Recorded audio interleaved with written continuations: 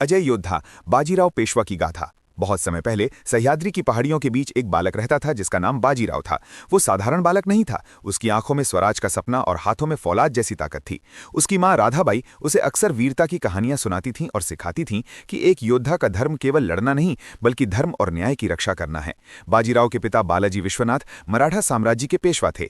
उन्होंने अपने बेटे को युद्ध कला ही नहीं बल्कि राजनीति और रणनीति का पाठ पढ़ाया। एक शाम मानचित्र पर उंगली फेरते हुए उन्होंने बाजीराव से कहा, बेटा, लक्ष्य हमेशा बड़ा रखो, हमें इस अटक से कटक तक भगवा लहराना है। बाजीराव ने अपने पिता की आंखों में वो चमक देखी और उसे अपने जीवन का उद्देश्य बना लिया।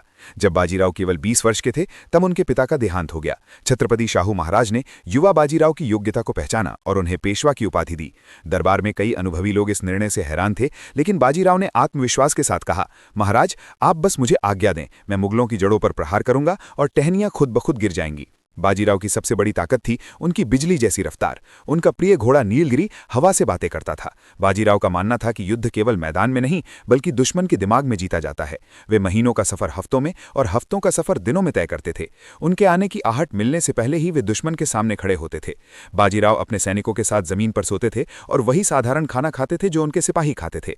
एक रात एक अनुभवी सैनिक तानाजी ने उनसे पूछा, पेशवा, आप कभी थकते क्यों नहीं? बाजीराव ने मुस्कुराते हुए अपनी तलवार की ओर देखा और कहा, जब तक लक्ष्य पूरा न हो एक सैनिक को थकने का अधिकार नहीं है। पालखेड़ के युद्ध में बाजीराव ने अपनी अद्भुत रणनीति का परिचय दिया। उन्होंने हैदराबाद के निजाम की विशाल सेना को ऐसे इलाके में फंसा दिया जहां पानी की एक बूंद भी नहीं थी। बिना कोई बड़ा खून बहाए उन्होंने निजाम को घुटने टेकने पर मजबूर कर दिया।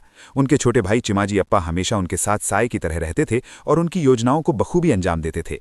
बाजीराव की ख्याति पूरे भारत में फैल गई। जब बुंदेलखंड के राजा छत्रसाल पर हमला हुआ तो उन्होंने बाजीराव को संदेश भेजा। बाजीराव बिना समय गंवाए अपनी सेना लेकर वहां पहुंच गए। राजा छत्रसाल ने बाजीराव का स्वागत करते हुए कहा, आज आपने सिद्ध कर दिया कि हिंदू पद पादशाही का रक्षक कौन है। बाजीराव ने उन्हें गले लगाया और अपनी अटूट दोस्ती का वादा किया। बाजीराव की सबसे साहसी चाल थी दिल्ली पर अचानक हमला। जब मुगल सेना दक्षिण में उनका इंतजार कर रही थी, बाजीराव केवल 500 घुड़सवारों के साथ दिल्ली की दहलीज पर जा पहुंचे। दुश्मन डर के मारे लाल किले के अंदर छिप गया।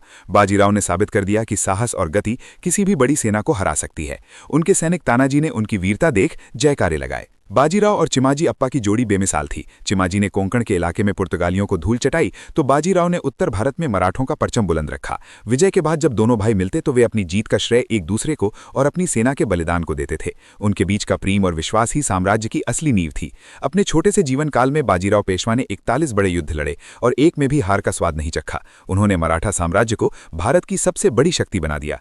आज भी जब हवाएं सह्याद्री की घाटियों से गुजरती हैं तो वे बाजीराव की बहादुरी की दास्तां सुनाती हैं।